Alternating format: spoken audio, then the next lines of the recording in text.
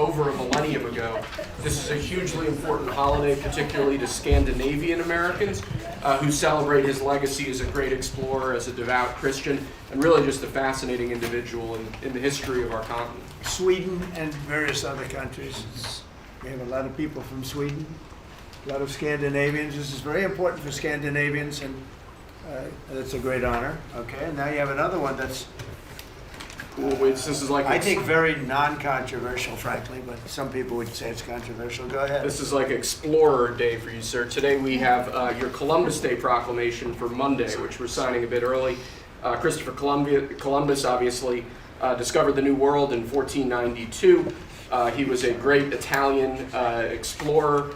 He sailed his 3 ships, the Nina, the Pinta, and the Santa Maria, across the Atlantic Ocean and landed in what's today the Caribbean. But this is a particularly important holiday for Italian Americans who celebrate the legacy of Christopher Columbus and the innovation and explorer zeal that he represented. In other words, we're calling it Columbus Day. Yes. No more than That was the press that broke out in applause. Can you believe that? I've never seen that happen before. The press actually broke out in applause. Good. Columbus Day. We're back. Columbus Day, we're back, Italians. We love the Italians. Okay. Thank you, Mr. Thank you. Great. Thank you very much. Have a good one, sir. So we covered Scandinavia and Italy. Not bad. Now for the rest of the world. So I want to thank everybody for being here. As you know, last night we reached a momentous breakthrough in the Middle East, something that people said was never going to be done. We ended the war in Gaza and really, on a much bigger basis, created peace. And I think it's going to be a lasting peace, hopefully an everlasting peace. Peace in the Middle East. We secured the release of all of the remaining hostages, and they should be released on Monday or Tuesday. Getting them is a complicated process. I'd rather not tell you what they have to do to get them. They're in places you don't want to be, but we are getting the hostages back on Tuesday, Monday or Tuesday, and that'll be a day of joy. I'm going to try and make a trip over. We're going to try and get over there, and we're working on the timing, the exact timing. We're going to go to Egypt, where we'll have a signing, an additional signing. We've already had a signing representing me, but we're going to have an official signing. And the amazing thing is all of the countries over there, from Qatar to Saudi Arabia to UAE to all of them, I mean, the rich ones, the less than rich ones, they've all come together, something which is amazing, actually. They've all come together for this, and they're really probably the best relationships they've ever had. So it's been really something incredible that nobody thought it was possible to get it done.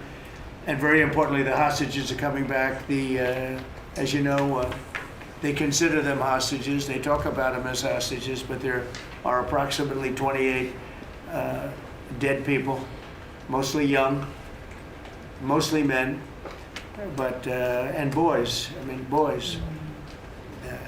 The one woman talked about her baby. Her baby's 25 years old, but you know, to her it's her baby, and we're bringing them home. We're getting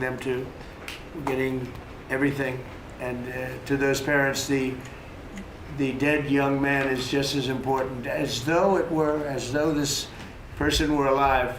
It's amazing. I've never seen anything quite like it. I've been very much involved. I've never seen anything quite like it. But it's really peace in the Middle East. And you remember October 7th was terrible, but also from the Hamas standpoint, they probably lost 70,000 people. That's big retribution. That's big retribution. But at some point, that whole thing has to stop, and we're going to see to it. Gaza is going to be slowly redone. You have tremendous wealth in that part of the world by certain countries, and just a small part of that, what they make will do wonders for Gaza. And I think you're going to see some tremendous countries stepping up and putting up a lot of money and taking care of things. But there's tremendous spirit like I haven't seen, and even the news I won't call it fake news for this purpose because they really were very fair today, I must tell you, in all cases. But they covered it very well. They covered it very fairly. Everybody loves it. Everybody. People that were never giving us a fair shake, frankly, they can't even believe it. They're so they're amazed by it. A lot of people are. But it was just everything came together. I think the attack was very important on Iran because let's say that didn't happen, they'd probably by now have a nuclear weapon, numerous nuclear weapons, and therefore even if we signed a deal, there'd be a big dark cloud over it and it wouldn't be the same thing. So Iran's different, but Iran wants to work on peace now. They've informed us and they've acknowledged that they are totally in favor of this deal. They think it's a great thing. So we appreciate that, and we'll work with Iran. As you know, we have major sanctions on Iran and lots of other things. We would like to see them be able to rebuild their country too, but they can't have a nuclear weapon. So I want to express my tremendous gratitude to the leaders of Qatar, Egypt, and Turkey for helping us reach this incredible day and for being there. They were there with us all the way. And of course, as you know, Saudi Arabia and Jordan and so many. I will tell you, President Erdogan was personally involved in dealing with Hamas and some of the others. He's been great. They've all been really amazing. Indonesia's been amazing. Indonesia's been fantastic. The whole world has come together for this. People that didn't get along, people that didn't like each other, neighboring countries that frankly didn't like each other, but now it's just this moment in time. So we look forward to welcoming the hostages like you can't believe home to their families, and that'll take place early next week. We hope Monday or Tuesday. And all Americans should be proud of the role that our country has played in bringing this terrible conflict to an end. And I want to thank, some of the people, JD, you were fantastic, and Pete, you were great. Marco was fantastic. Some of you were very much involved. I'm looking around. So indirectly, I think almost everybody in this room was involved. Susie, I want to thank you very much. You were incredible. You've done an incredible job. So, and yes, John, what you've done was invaluable. CIA, John Ratcliffe, and he's done an incredible job. So I want to thank you all, and if I'm missing anybody, I apologize, but you've been amazing. And then you have Steve Witkoff, who worked so hard. And you remember we settled 7, this is number 8, we settled 7 wars or major conflicts, but wars. And this is number 8. And the one that I thought would be maybe the quickest of all would be Russia-Ukraine, and I think that's going to happen too. But in the meantime, they're losing about 7,000 people a week, and that seems pretty bad. They're losing mostly soldiers, young soldiers. They go out to war, and they're getting killed. And while it doesn't affect us in a lot of ways, we've got a big ocean in between, you don't want to see that happen. It was a big mistake. That war should have never happened. It would have never happened if I were president.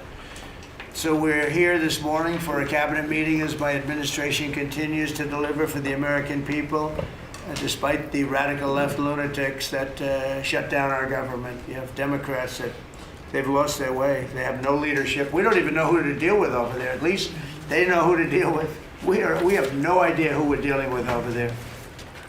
It's like they have no idea what they're doing. Republicans have voted repeatedly to pass a clean, nonpartisan bill to reopen government at the same funding levels. We're not going to do anything only good for health care. We're really, I think, become the party of good health care. And they keep using health care as a cudgel. They want to try and get everyone thinking about health care. We're the ones that are saving health care. In fact, one of the things we're doing is we're going to be reducing the cost of medicines by 100%, 200, 300, 500%, and even more than that, because as you know, we're in the process of favored nations right now. We've exercised a clause because we were subsidizing the entire world. The entire world pays a fraction of what the United States has been paying. And we've already, numerous Pfizer and other companies have already signed, and other countries are a bigger problem because they've been getting a subsidized rate. We've been paying for years. This has gone on for 30 years. We've been reducing the rate of drugs for other countries because we've been paying much more than we're supposed to. And they used all sorts of ideas like research and development. I said, what about Germany? What about these other countries? Aren't they paying? No, we have to pay research and development. It was all nonsense, and I couldn't listen to it anymore. So it's a very radical, big, tough shift. Very tough. We got a lot of things going on today. But, you know, and you probably heard me say this in my first term, I think it was my third year, we reduced drugs from the beginning of the year to the end of the year. And I was so proud of it. I actually had a news conference to announce it, and it was 1/8 of 1%. Think of that, which is barely a reduction. But it's the first time in 28 years that there was a reduction in drug prices for the year. So from the beginning to the end, it was 1/8 of 1%. And I was so proud of myself. I did something that nobody else could do. But when I started to think about it, I said, doesn't make sense. And then I'm starting to look at numbers where a pill or a treatment or some pharmaceutical product is selling in Europe for 10% of what we pay for in New York City or in any one of our places, in cities, states.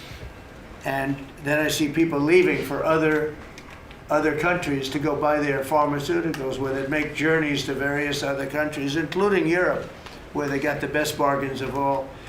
And I put an end to it. It's over. And now we're, you know, in major, I guess, disputes, but we're winning the disputes by a lot. With the countries, a couple of countries said, we won't do this. I said, well, it's unfair that we're paying 10%, and, you know, you're paying just a fraction of what we're paying for the same product made in the same plant. And they said, well, we're not going to do it. I said, that's okay. You don't have to do it. But I'm going to put a tariff of 9% or 7% or whatever the amount of money is, and I'm going to put a tariff on your country for the amount of money that you're taking advantage of us for. No, you can't. I said, yeah, I can do that. I'm going to do that. And they would immediately agree. And it'd make the tariff substantially more than the number we're talking about. And they would immediately agree. So we have the consent, I think, Bobby, of every country, essentially. They know that if they don't do it, we're going to put a tariff on for double the price, and then they're going to do it. So we never had that before. You never had anybody in here that knew what the hell they were doing, I'll be honest. It really it makes me angry. Because for years and years, and this started many years ago, and basically we subsidize the world. So this is going to have a huge positive impact on Medicare, Medicaid, even Social Security. But anything where there's pharmaceuticals, drugs involved, it's going to have a tremendous impact. So we're going to get drug reductions of 100%. I told you 1/8 of 1% that I was proud of myself. Now you're going to get 100%, 150%, 200, 300, 400, 500%. You're going to get the biggest drug reductions that you've ever seen. And they're already, I guess they're starting to kick in, but we've made deals with numerous companies and we're going for the full board. We want whatever the price is. So that would mean that the world price, because the world is bigger than the United States, a lot more people, but the world price will go up a little bit and our price will come down a lot. So if a pill sells for $10 in London and $100 here, the pill will go to $20 in London and $20 for us. It's pretty simple. And that is a number that nobody can even fathom. It's a little like tariffs. Nobody knew how big they were. Nobody knew until they started seeing the trillions of dollars that have come in. I don't know why they didn't understand it. It's something they should have understood. We were taken advantage of for years with tariffs, and now, I don't want to say we're taking advantage, but we've become a very strong country because of the money that's coming in. Republicans have voted repeatedly to pass a clean, nonpartisan bill to reopen our government, and remember, at the same funding levels, both parties have supported in the past. So the radical Democrats have chosen to put the economy of our country. We have the best economy we've ever had. We had the best economy in my first term, but we have an economy that's blowing it away. And we have the Democrats are trying to obstruct. They don't want to have a good economy. I don't think they want to have a good country. That's why they try and stop our law enforcement from doing what we did in Washington, D.C. Washington, D.C., we have a great, safe, beautiful capital right now. Beautiful. It's so safe. You can walk down the street. Numerous people standing before me were mugged.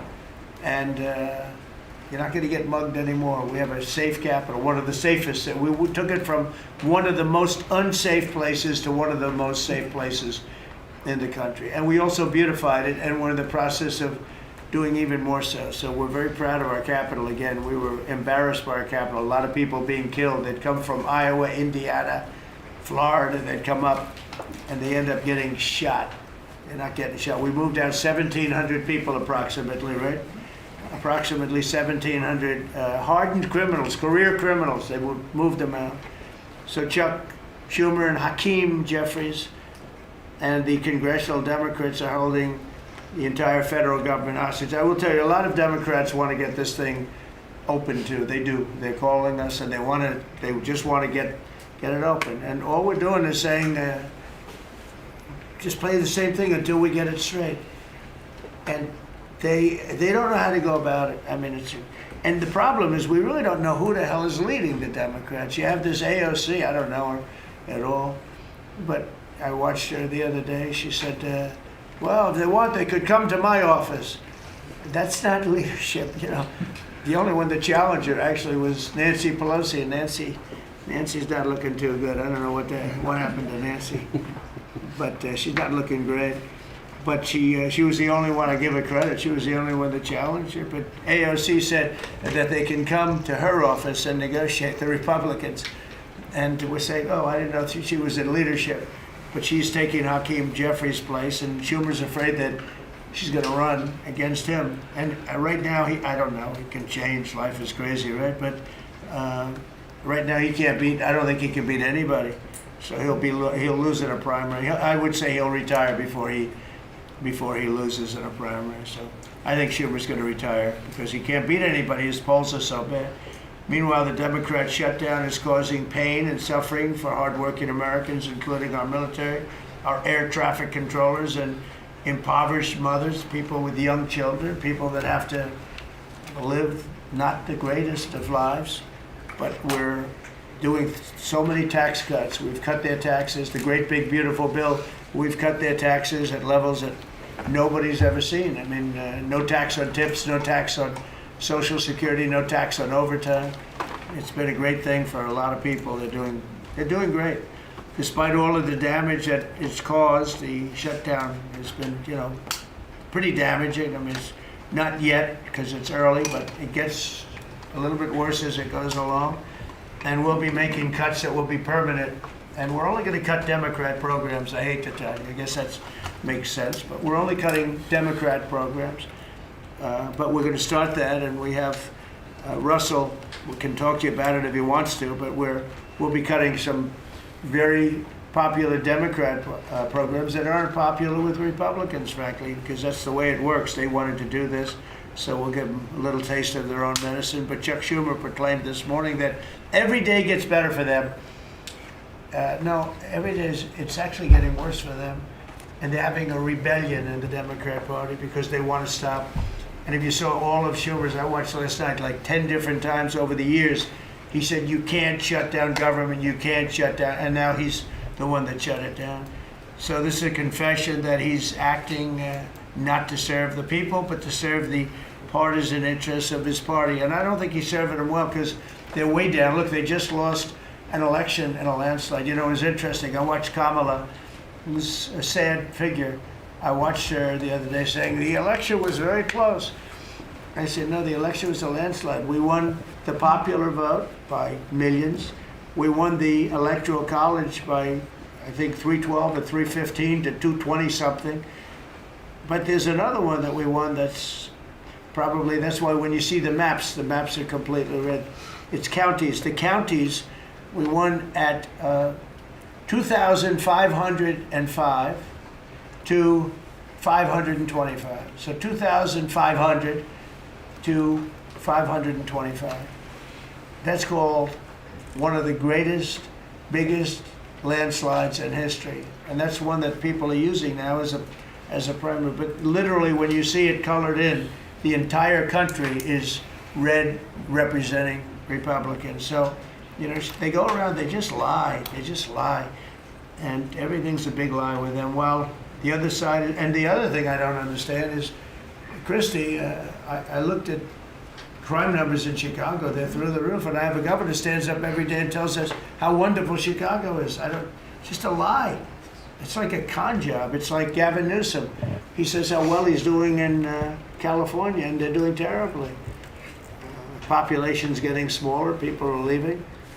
And other people are coming in, and, you know, I wouldn't say it's an even trade. While the other side is focused on playing games, the Trump administration is focused on creating jobs, bringing down prices, and we've really brought them down a lot. That's the other thing. We're bringing down prices a lot. We're bringing down grocery prices, but the big thing is energy. When you bring down energy, everything comes down, and the energy prices are way down. I see we're down to about $61 now a barrel. And what gasoline's going to be, I think gasoline's going to be below $2 at some point in the pretty near future. It's very low, much lower than it was under Sleepy Joe. And we're restoring law and order in our country. We're restoring it here, but we're restoring it right now. We're in Memphis. We're going to Chicago. We're going to other cities. Many governors are asking us to, including Democrats are trying to ask. I don't know what the big problem is. If I were a Democrat governor, I'd be saying, whatever you can do to get crime down, I'll take anybody. You can bring them in I don't care who it is. A lot of people said that. They interviewed women, these beautiful women in Chicago, black women with a MAGA hat, a red hat. They said, we don't care who he brings in here, but this place is really dangerous. We just want crime to stop. It's true. They don't care. You know, they don't differentiate between the National Guard and the Marines. They don't care. They'll take anybody. And that's the way it is. I mean, they want what we did in D.C., they want to happen to them. And it's happening in Memphis already. I see in less than a week, the numbers are really good. And it'll be great, and it will fix that. We'll go to various other places, and we're going to be stopping crime in our cities, and that's a great thing, and we won't get credit for it, but it's a great thing. We've launched a historic campaign to take back our nation from the gangs and the street criminals, violent repeat offenders, illegal alien lawbreakers, domestic extremists, and savage, bloodthirsty cartels. And very little, by the way, is coming in by water, in case you haven't known. The drugs aren't coming in by water. In fact, we can't even find any boats in the water anymore. We had boats, we were like a subway train loaded up with drugs. Every single boat that you see getting taken out kills 25,000 Americans. Think of that. Because it's pretty tough stuff. But it kills 25,000 Americans. So when you hear that, it's no longer tough. But here in Washington, we've deployed federal law enforcement and National Guard to restore public safety, and we're working to replicate that in numerous places all over the country. And we have a very powerful military. We have a very powerful National Guard. I want to thank the governor of Texas, who has been, as usual, great. Governor Abbott, he gave us 400 troops without even a question. And we have other governors likewise doing what has to be done, because they know we have to confront crime. We're directly confronting the sinister threat of left-wing domestic terrorism and violence, including the terrorist group Antifa. You saw that yesterday. We had a news conference. Antifa's out of control in Portland and other places, but mostly Portland in the case of Antifa. And we had people that were really badly affected by them. It was terrible. So one of those things, but we're knocking the hell out of them. And we're looking for the people that are funding them, and those people are going to be just as guilty as the people that smack people over the head with a baseball bat. And I'd like now to ask Attorney General Bondi and Secretary Noem to discuss this a little bit and tell where we are. And then we'll go around the room. We'll go quickly. We're going to go quickly if we can, because we have a lot of things to do, including I won't be spending that much time here because I'll be leaving fairly soon for the Middle East. And I'm very honored to be involved with that, I'll tell you. It's a great thing for our country. People are so happy about it. I've never experienced anything quite like it. I've never seen such universal praise for being able to do something. No, it's something that nobody thought was possible, and we're going to end up having peace in the Middle East. Who would have thought? So Pam, could you start, and then Christy, please. Sure, President Trump, and despite the Democrat shutdown of our government, our law enforcement officers are out there working without paychecks, round the clock, to keep and make America safe. Secretary Hegseth and I were recently in Memphis. We had 1,100 law enforcement officers in one room with us. The Memphis PD, they were the happiest to see us, don't you think, Secretary Hegseth, of anyone. We had ATF, DEA, FBI, U.S. Marshals. I'm not sure if our park police were there. We had Treasury, Secretary Bessent, and of course we had Secretary Noem's Homeland Security, all working together with the Guard. They were so happy to have us there. We've been making arrests left and right. So far, we made 562 arrests and seized 144 illegal guns, just in the short time we've been in Memphis. And many of these people are career criminals. And when you take them out of a place, your crime rate just goes down. These people commit crimes every single day. They're sick. And we're taking them out. In some cases, we're bringing them back to their countries where Biden allowed, with the stupid open borders that we had in our country, to come in. But they're being brought back to other places, or they're being put in jail, but they're career criminals. President Trump, last night alone, we made 91 arrests, 19 firearms off the streets, and one was a warrant for a homicide, and 4 sex offenders who had active warrants. One was a sex offender on a child. Everything we did in Memphis was worth it, in my opinion, for that one arrest. Think about that. We got a child rapist off the streets, but yet we've made 562 arrests and still going strong in Memphis. Just what we did in DC. But it's because it's all of us as a team working for you to make America safe, all together, round the clock. Thank you very much. Thank you, Pam. Thank You're you, doing a great President job. Trump. And it's amazing that we're not getting cooperation from Democrats. It's like, it's a new issue. You know, we have all the old issues of the wall and the border and all of the things, men playing in women's sports they still want that, transgender for everybody. All these issues are so crazy, but we have a new one. It's called crime. We stop crime and they allow crime. They want crime. It doesn't make sense. I think it's as ridiculous as the other things that we talk about all the time. But I've added it onto our list, a 5-letter word called crime. We stop it, and they actually incite it. It's crazy. You would think they'd want them. You'd think they'd want Christy and Pam and all of the people. Well, if we needed the military, Pete will be there. We've got a massive military. We have the best numbers we've ever had for recruitment. We have a lot of people now. We have people that can't get into them. In a great economy, they want to be soldiers again. A year ago, they didn't want to even think about it. Same thing as with police and firemen, everything. They want to join. They're proud of our country again. Christy, go ahead, please. Well, sir, thank you for your leadership and for deploying all of government to help us keep our country safe. You have talked extensively about how threatened our ICE officers are, but all of our law enforcement out there. And we saw the shooting in Dallas at that facility, so we're hardening all of our buildings and making sure that we have more security measures, snipers on the roof, people to protect our law enforcement while they're out there on the streets. But what I'm also doing, sir, is, and with your authority, is we're purchasing more buildings in Chicago to operate out of. We're gonna not back off. In fact, we're doubling down, and we're gonna be in more parts of Chicago in response to the people there. And then I was there a few days ago and looked at some facilities that we can deploy more law enforcement out of. Because what they're trying to do with these riots and violence is distract us and keep us from going after those murderers and rapists that are out in the streets. And then I was in Portland, went out and back on Tuesday, and met with the governor, met with the mayor, met with the chief of police and the superintendent of the highway patrol. They are all lying and disingenuous and dishonest people. Because as soon as you leave the room, then they make the exact opposite response. So we're looking at new facilities to purchase.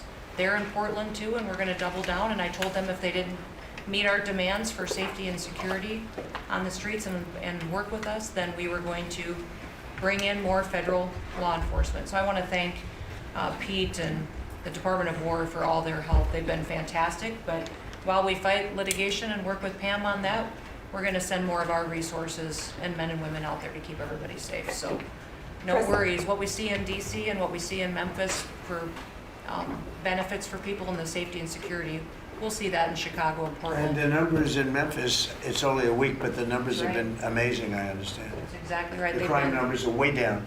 fantastic, and it shows what a partnership can be between local law enforcement and the federal government. And if we have to do it the hard way in Portland and Chicago, we will. But the people That's demand. fine. And the President safety. Trump, my lawyers are in court right now as we speak for you, arguing in Chicago and Portland to keep them safe, to bring in the guard.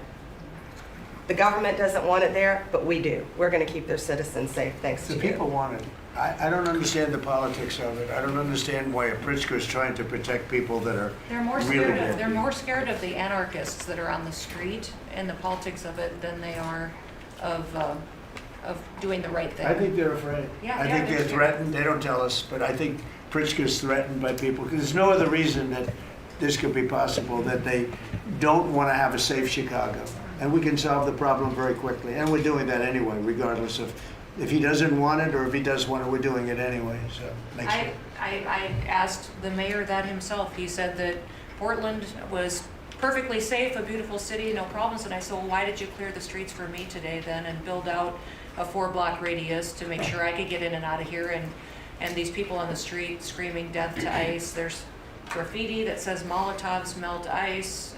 We have the guillotines. We're going to use them. Portland's almost different. It's like anarchists. It is. It really You know, is. it's really different than a lot It's of the awful. others. This is a sick situation, but those are anarchists. Those are people that want to overthrow government. They're really degenerates.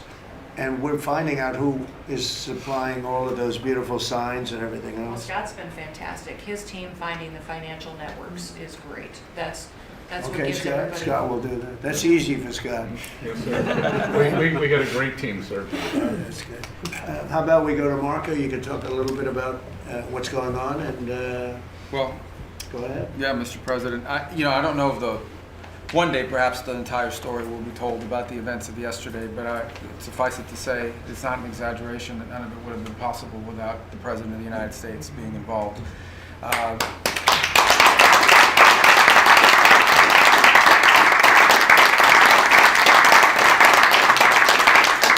It really began with your trip to the Middle East, where these relationships were forged with partners in the region, personal relationships, close relationships that created the foundation where all of this was possible. Where I think this really took a turn. Remember, a month ago, no one thought this was possible. Where it really took a turn about a month ago, less than a couple weeks ago, is when we were at the United Nations and you convened a historic meeting, not simply of Arab countries, but of Muslim majority countries from around the world, including Indonesia was there, Pakistan was there, and created this coalition behind this plan. Then on that following Monday, you met with the Prime Minister of Israel here, and that plan was presented. And then, of course, our great negotiating team followed up on it. In the interim, again, perhaps the stories will be told, perhaps they will never be told. The President had some extraordinary phone calls and meetings that required a high degree of intensity and commitment, and made this happen. And I think what's important to understand is that yesterday what happened was really a human story. There's a geopolitical aspect to it, there's no doubt about it. It creates the conditions for Gaza to one day be a normal place again and people to have a better life and Israelis to be safe. But yesterday was a human story. And because of the work you put in, and honestly, not only is there no other leader in the world that could have put this together, Mr. President, but frankly, I don't know of any American president in the modern era that could have made this possible because of the actions you have taken unrelated to this and because of who you are and what you've done and how you're viewed. And this weekend, because of that, at some point very soon, we are going to see 20 living human beings emerge from the darkness into the light for the first time in 2 years. And that is because not only were you used the credibility and the power and the prestige of this office and the relationships you created, and you committed yourself to making it happen. And I think it will go down as a historic moment in the history of our country, and something our country should be very proud of, that we have a president that's committed to not just peace, but to the human aspect of reuniting these families. My last point on this is just a couple days ago, Secretary Lutnick hosted us all, many of us, at the Kennedy Center. And we had these families, we've interacted with them for so many years, for 2 years now. And the stories are heartbreaking, both whose families are alive and those who are deceased as well, who want their relatives back so that they can complete the process of grieving. And it was, we had all hoped that perhaps that was the day that we would have an announcement for them on the anniversary of the 7th, but I know you were able to speak to some of those families last night, and I just hope the whole nation understands how incredibly proud they should be of their president and of their country for the role that they've played. And I don't want to let this moment pass, Mr. President, without also noting the incredible work of Steve Witkoff and Jared Kushner. They're an incredible team working together, facing some substantial impediments to even being there this weekend and doing it. Let me just leave it at that. And they've done a great job on your behalf, Mr. President, and they deserve a tremendous amount of credit. But thank you for what you've done for the world. For the world. Thank you very much, Marco. I appreciate it. I think because we have a very busy day with all that's going on, what we'll do is maybe just a few of you raise your hand if you'd like to say something that don't talk to him, won't He's doing such a great job. So good that he could talk all day. That's the problem, right? But go ahead. And what we'll do is just take a few hands, and then we'll go back to getting peace done. Okay? We'll go a little bit quicker. We'll take a few questions from the press. Go ahead, please. President Trump, I just want to double down on what Marco was sharing. It's such a remarkable accomplishment. Agreed that no other president could have done this, but what set the groundwork for you able to do that? When you took office on January 20th, you made a 180-degree turn in our military strength with Pete's leadership. You were the master class in peace through strength. So militarily, we've completely turned around. We've demonstrated that through execution against Iran and others, that we have force. We want to end wars, but we use power if we have to. And then secondarily, peace through strength is also the prosperity, having the strongest economy and being willing to wield the power of a tariff in addition to the military power to reorder the globe. Those two things that you're standing on, both economic power and military power, allowed these negotiations to go forward. And I think as you've described the importance of these economic negotiations and all the trade deals, but that also begins with another 180-degree turn, and that was the 180-degree turn on energy. You have used energy diplomacy to bring prosperity to the American people, and you've used it to bring peace abroad. The combination of those three things have been remarkable, and now we're seeing the remarkable result. And we got one more that I know you want to end with Russia and Ukraine. Energy is going to play a key role in that, and now with this historic agreement, we're in a position working with the Middle East to also end the Russian-Ukraine conflict. So again, congratulations. Thank you very much. I appreciate it. Maybe I'll go to you for a second. You can just cap out what he said about the military, how well we're doing, and how big it is, and how strong it is. Mr. President, you're exactly right. At the War Department, you don't get peace without strength. And our job is to be the strength part of the equation and deliver that when necessary, as you demonstrated with your Order of Midnight Hammer. The entire world saw. And I just want to echo what Marco said. It is a personal honor to be able to witness the way you lead and negotiate. I wish people had a full understanding of what that looks like, that historic nature. A lot of us vets, the Vice President, Tulsi, Lee, Doug, probably after decades of war and the chaos that was unleashed through reckless and foolish American policies, never thought this kind of peace would be possible. Yet, with your strength, with your ability to wield trade negotiations, personal relationships, to open up that opportunity is truly historic on the world stage. And it creates a whole number of other cascading effects. And watching Marco and the Vice President and Steve and Jared, the CIA director, everybody come together to make it happen. You've formed a phenomenal team, Mr. President. And at the War Department, our job is to make sure if and when there's question about American commitment, the whole world knows we've got the biggest, strongest, most lethal, and most ready War Department in the world, which is true, which is why we saw record recruitment in 2025, Mr. President. The first 2 weeks of 2026 already blows that out. FY 2026 already blows it out of the water. In fact, re-enlistment has already met its year-long goal in the Marine Corps in 2026. You can't, there's no other way to create that kind of love and enthusiasm than with your leadership, sir. And it is an honor to work with with Pam and with Christy and the cities across the country to make sure American citizens and law enforcement are protected with our National Guard. But that's a core mission. And last thing, Mr. President, on the southwest border, the first group that rotated in to lock down that border to 0 crossings is now rotating out. And with a new border medal, the Southwest Border Medal, or it's actually called the Mexican Border Medal, revived from 1918, that will be pinning on their chest. So thank you for renaming the department, and we're trying to live up to it every day. So thank you, sir. I mean, think of this. We have record numbers of recruitment. 1 year ago, there were stories, front page stories, so we couldn't get anybody to join the Army, Navy, Air Force, Marines, Coast Guard. My beautiful, I call it our beautiful Space Force. I love our Space Force. It's turned out to be very important. But we couldn't get anybody to join. Nobody wanted to join, including our police and fire. They didn't want to join anything. Recruitment was embarrassed, so we couldn't get anybody. And now we're brimming. Now it's, and they're getting in based on merit now. A soldier's a soldier. They come in now based on merit, not based on woke stuff that anybody can qualify. You have to qualify for jobs. You have to qualify for certain types of jobs. And it's amazing. So we were embarrassed a year ago. Think of it, a little bit more than a year ago. I think it stopped on November 5th. I think it really started, this all started on November 5th, the election day.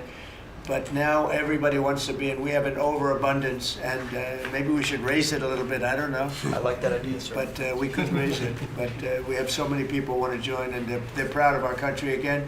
JD, could I ask you to say a few words? Yes, sir. So just a couple of things. Mr. President, first of all, congratulations on yesterday. It was a big day to Marco, to Susie, to the entire team. But in particular, viewing it from this perspective where for months the fake news media attacked you, attacked the entire team, attacked your approach. You know, the definition of insanity is to do the same thing again and again, expecting a different result. The reason we're here is because the president actually charted a different course with a different team. He vested a lot of authority in Steve Witkoff in particular, and that's why we're here. It's because you did something different, and I think it's important to recognize that.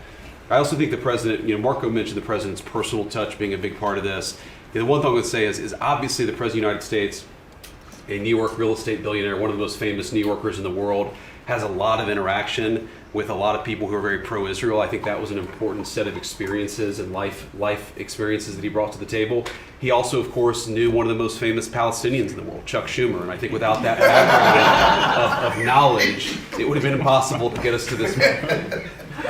Second thing I want to say, just on Chuck Schumer, the president mentioned this, that Chuck Schumer said this has been very good for us this morning about the shutdown. One of the things that we talked about before all the media came in, and that all of us are going to work on for the rest of the day, we've been working on for days, is how to make the shutdown as painless as possible on the American people. So while Chuck Schumer brags about this being good, and I think the president is right, it's not good for him politically as much as he might think that it is. It's causing real consequences for the American people. There's a low-income food program, the WIC program, that my mom actually used when I was a baby. That program is about to be underfunded, and it's about to get cut off because Chuck Schumer won't open the government. We have troops. The Secretary of War mentioned how well we're doing on recruitment. We're trying to figure out how to pay our troops because Chuck Schumer is shutting down the U.S. government. There are veterans benefits that are going to suffer. There are Americans that are going to suffer because Chuck Schumer refuses to do his job. So while we're all celebrating this incredible success that we've had on the world stage, the country could be doing so much better if Chuck Schumer did his job and opened the government. Every single Republican, except for Rand Paul, has voted to open the government. A few moderate Democrats, to their credit, have voted with us to open the government. We just need 5 more Democrats to come to their senses and let the people's government serve the American people. I hope that they'll do that. Thank you, sir.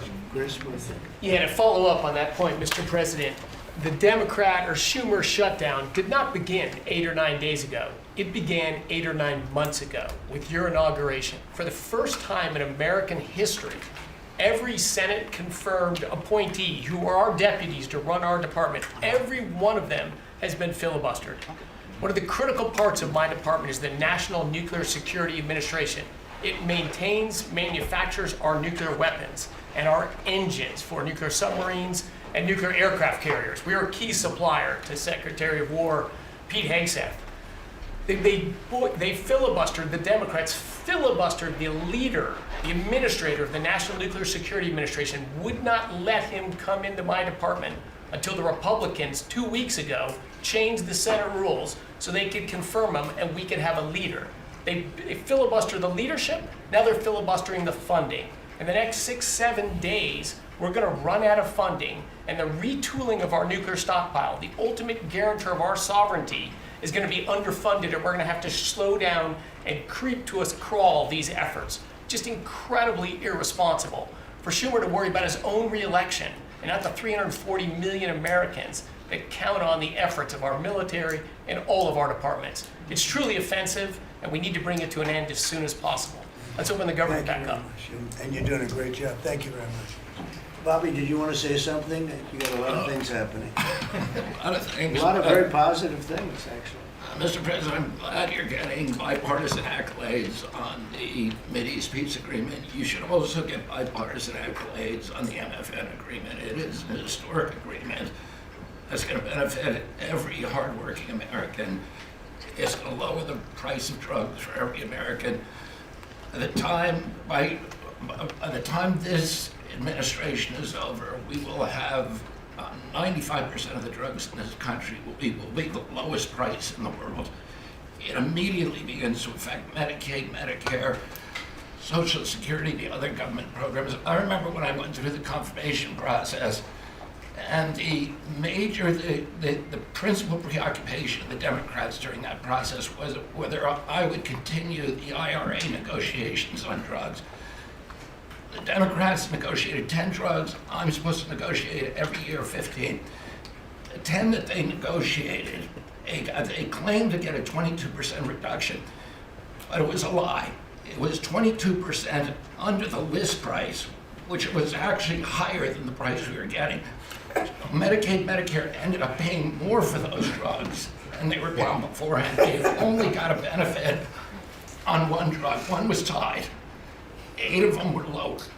So they should be applauding what we're doing now. We're doing something that every administration, Democrat and Republican, has been saying that it was going to do for decades, and you got it done because you understood the power of the tariffs. That we had leverage over these companies. And you did it in a way which you asked us to do, to negotiate in a way that was not going to stifle innovation, that was going to make sure that those companies could bring their production home, and they are doing that. And it was a profound success. It will affect every American for 100 years. And you should be getting bipartisan accolades on that. I'll say one other thing about Tylenol, only because of this. This morning before I came in here, somebody showed me a TikTok video of a pregnant woman, 8 months pregnant. She is an associate professor at the Columbia Medical School. And she is saying F Trump and gobbling Tylenol with her baby in her placenta. And the level of Trump derangement syndrome has now left political landscapes, and it is now in the realm of pathology. And a mother could overwhelm millions of years of maternal instinct to put her baby at risk. And all you have to do is look at the studies which you and I talked about. It's not dispositive that causes autism. It is so suggestive that anybody who takes this stuff during pregnancy, unless they have to, is irresponsible. There are 15 rodent studies. Every one of them shows if you give it to the mother, the babies, and particularly the male babies, have profound neurological and behavioral changes. There is a study from Johns Hopkins on cord blood where they divided women into 3 categories: those who had the least acetaminophen in their cord blood, and those who had the most. The ones with the most had 3.6 times the rate of autism in their children. The middle category had 2.2 times, so it's a dose-related response. And there are dozens of studies that show the countries that use the most have the highest level of autism. Cuba has the lowest level in the world of acetaminophen use, and it has the lowest autism rate in the world. So this is not dispositive. It is not proof. We're doing the studies to make the proof. But in the meantime, the precautionary principle should apply. And any mother who is taking this stuff during pregnancy just to get back at Donald Trump is doing something that is pathological. And we're seeing that across the board. I got a lot of other stuff to talk about, but I know we got a short time here. But thank you, Mr. President. You're making our country healthier again. Thank you, Bobby. Could you just say, for the record, state what the autism was, let's say, 20 years ago and what it is today? In 1970, the largest epidemiological study in history was performed. 900,000 kids were looked at. They were looking for autism in Wisconsin children. They looked at every child in Wisconsin who was 8 years old. They found an autism rate of 0.7 per 10,000. So almost close to 1 in 20,000, less than 1 in 10,000. Today, the autism rates are nationally 1 in 31, but it's actually much worse than that because California, which has the best education system, reports an autism rate of 1 in every 19 children, 1 in every 12.5 boys. This is a national security issue. There is nothing more important, and I'm grateful to you, Mr. President, because you know the flack that you take for talking about this issue. You've shown courage and you've shown leadership, and I can't thank you enough for letting me do this work. Thank you.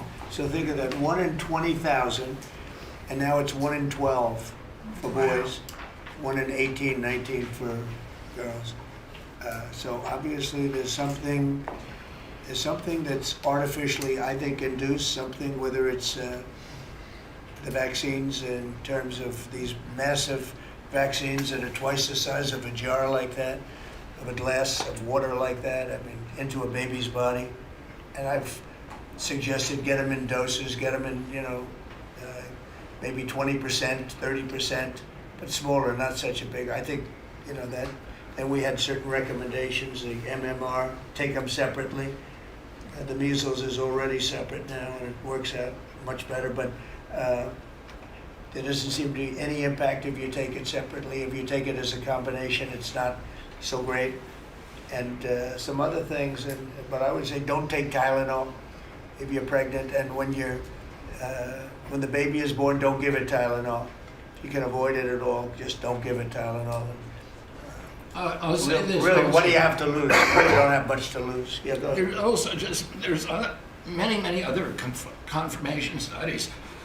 There's 2 studies that showed children who were circumcised early have double the rate of autism. And it's highly likely because they're given Tylenol.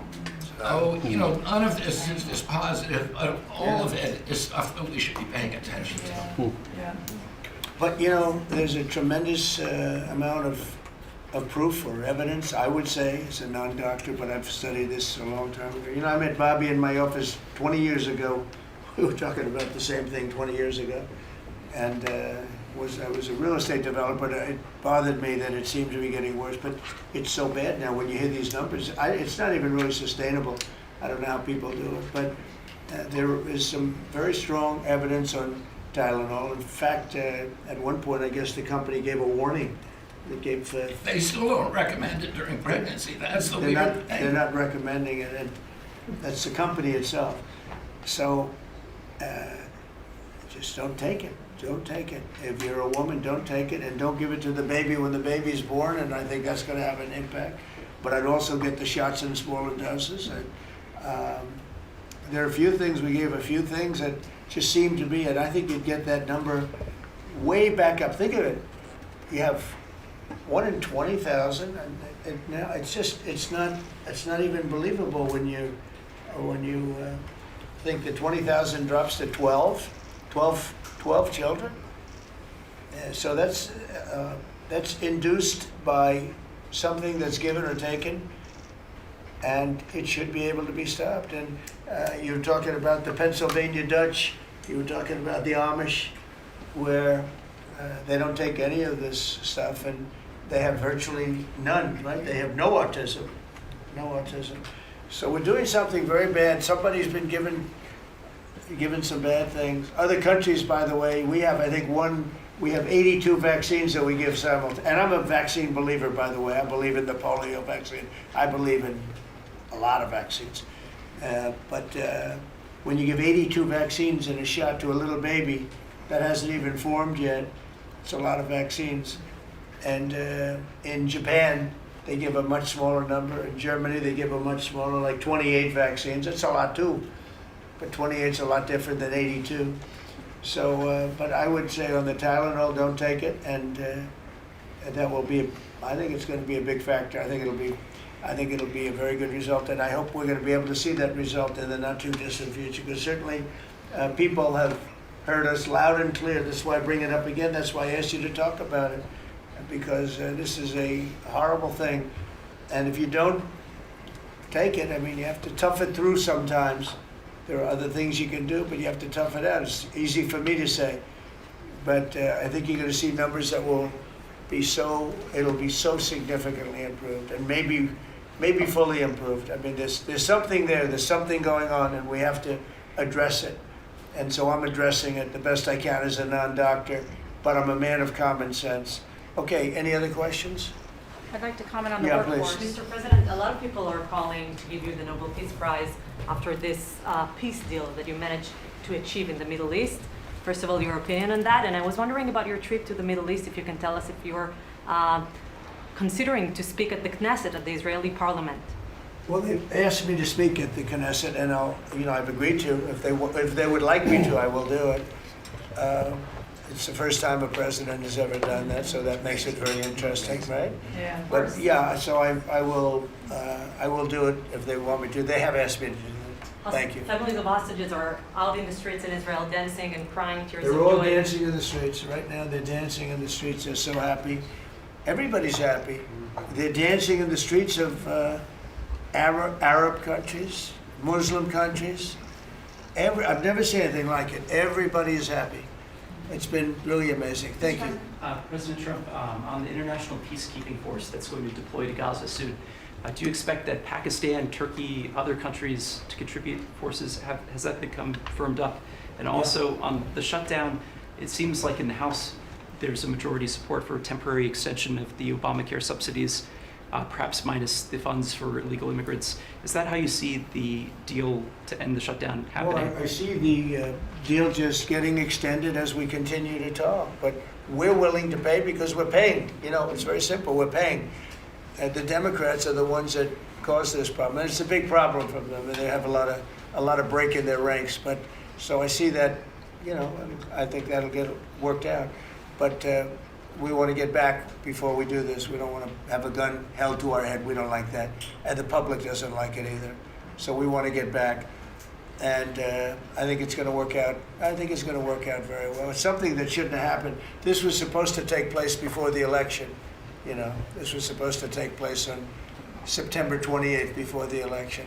We shouldn't even be talking about this right now. This is actually something that shouldn't have even happened. Yeah, please. Mr. President, looking ahead, what guarantees Hamas disarms and that Israel doesn't resume bombing once the hostages Well, are the first released? thing we're doing is getting our hostages back, okay? And that's what people wanted more than anything else. They wanted these hostages back that have lived in hell like nobody has ever even dreamt possible. And after that, we'll see. But they've agreed to things, and I think it's going to move along pretty well. But what is phase two? When does it I'm not begin? going to talk about that because you sort of know what phase two is, but there will be disarming, there will be pullbacks, there will be a lot of things that are happening. You know, I gave you a whole list of 22 different things that will take place. And I think it'll take place, and I think you're going to end up with peace in the Middle East. But we have to get our hostages back. And we weren't going to do it at the end. We're going to do it at the beginning. We said we want them at the beginning. We're not doing it. You know, we got the hostages back. We did, as a group with Steve and Jared and Marco and me and all of us. We got the hostages back. We got many of them back. Many, unfortunately, were dead. But we got many back that are now living with their families, with their parents in many cases, and with their husbands, families, wives. Many of them, they celebrate all over. They're the ones that are celebrating the loudest. They're all over. There were a lot of them that we got out. But the last 20, and I always said the last ones are going to be the most difficult. But it's been a very big deal getting the hostages out. But the rest is going to take place too. And can you promise Palestinians they will be able to stay? well, they know exactly what we're doing. We're going to create something where people can live. You can't live right now in Gaza. The place is it's a horrible situation. Nobody's ever seen anything like it.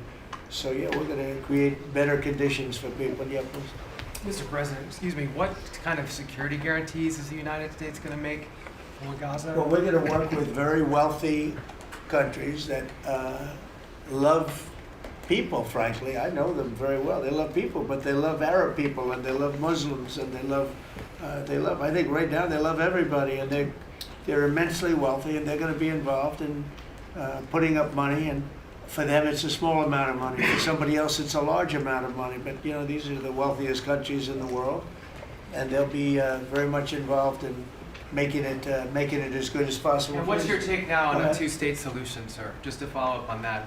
What is your view now on a two-state solution for the?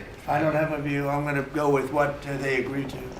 Mr. President, given that there are some tough provisions for Israel in this agreement, are you at all concerned that Bibi Netanyahu may not continue in his post? He may be deposed. That Bibi may go a little bit out of whack. That he may no longer be prime minister when this is over.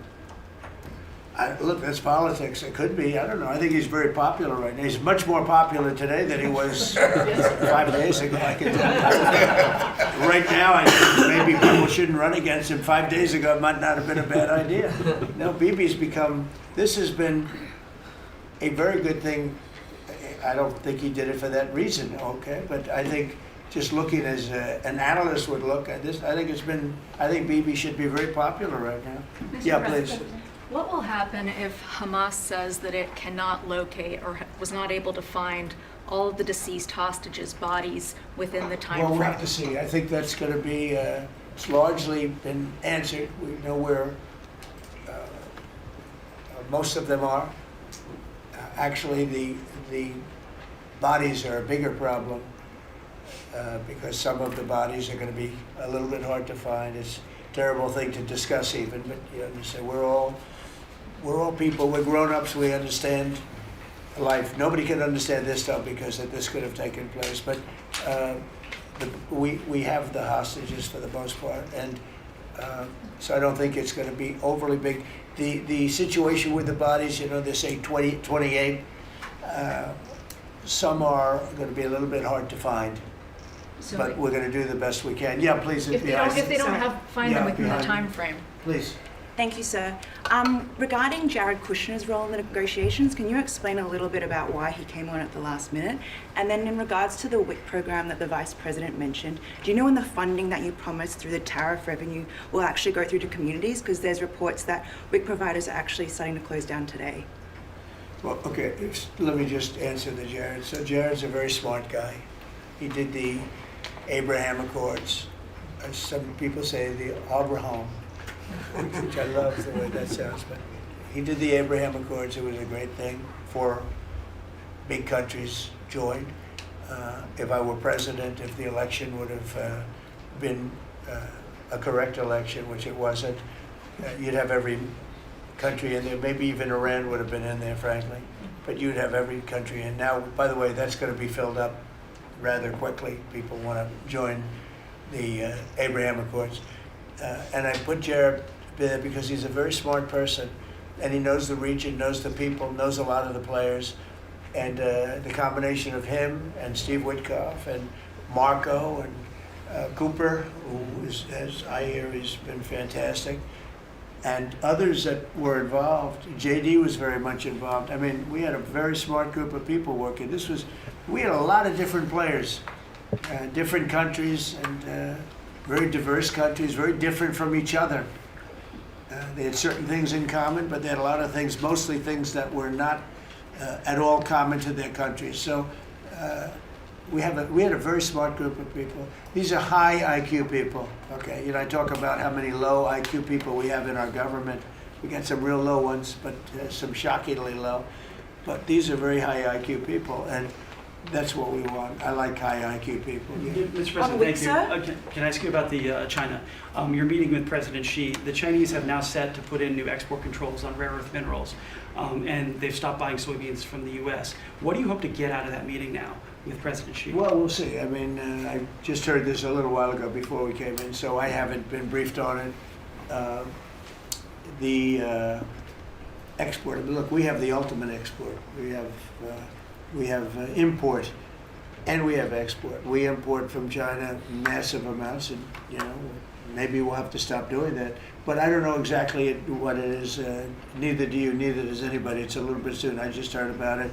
So Scott and Howard will figure that out, and I'm sure we'll be able to handle it. Can I ask you about the soybeans? What is the plan to help farmers? Is it direct checks? Is it tax? Have you sorted that out yet? Well, what happens with soybeans is we're going to see more and more, I think, opening up, and part of the reason that we'll be discussing, he's got things that he wants to discuss with me, and I have things that I want to discuss with him, and one of the things is soybeans. I had a great deal with China where they would buy $50 billion worth of our farm product and manufacturing and other things, but farm product. And it was going along well. Then when the election turned out to be a rigged election and we had the wrong guy get in there, he didn't do anything about it. I used to call up President Xi every 2 weeks, or I'd call up people in China, say, you got to keep going, you're not buying the amount that you agreed to. And this went on for, ever since we signed the agreement. It was a great agreement. So they used to do 15 billion, and I got it up to 50 billion, 50, and it was great. Then when Biden got in, they just never adhered to the agreement, and nobody in Biden's group, as you can imagine, did anything about it. So it just sat there for 4 years, and they didn't adhere to the agreement. And we, it's hard to go back after 4 years of nobody calling them, but I used to call them every 2 weeks. I'd say, you're a little low, or I appreciate it. Oftentimes I'd say, thank you very much, you are totally adhering to the agreement. But we had an agreement, they would buy $50 billion worth of our product, mostly farm product. And remember I said to the farmers, buy larger tractors and more land. And that's exactly what happened. They did well. But we do suffer. I'd like you to discuss that maybe for a second, Brooke. Sure. Very quickly, by the way. Yes, sir. But would you just talk about how Biden let us down? Biden, every single thing, every problem the farmer has is because Biden didn't do anything for 4 years. Go ahead. No, I think that's right. This president has been unequivocal in his support of the farmers. First of all, in term one, we worked on it so hard and opened up markets, but especially this term. But here's what everyone has to understand. The farm economy is in a very uncertain time. But that isn't because of the current trade negotiations, although certainly the China part is part of that. But we inherited a slew of issues. First of all, as the president said, when we left Trump 1, we had an agriculture trade surplus. When we came back for Trump 2, it was a $50 billion ag deficit. That isn't everything, that's just agriculture. The second part is the cost of inputs for our farmers increased on average between 30 and 38%, but that includes fertilizer, it includes fuel, it includes interest rates, it includes labor. All of this came about under Joe Biden, a 47% increase in the cost of labor that now Secretary Chavez-DeRimmer and Noam and I are working on. Fuel is coming down, thank you. Interest rates, thankfully, are coming down. A 73% increase in interest rates for our farmers. They couldn't get loans to make sure that they could move forward. So that's all really, really important. And I think we have to realize what the president's commitment is this, that we are moving into an era of rural prosperity, of a golden age for our farmers in rural America.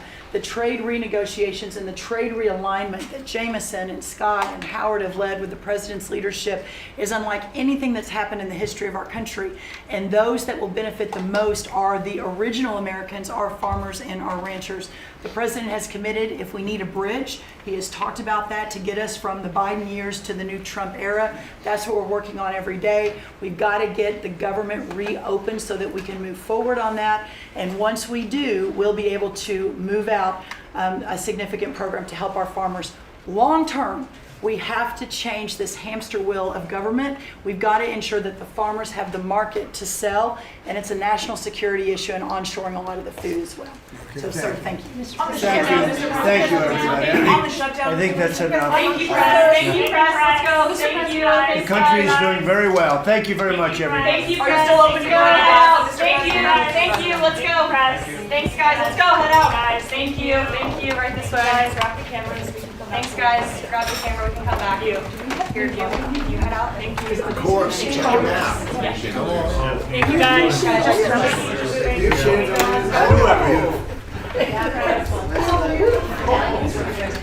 Yeah, you.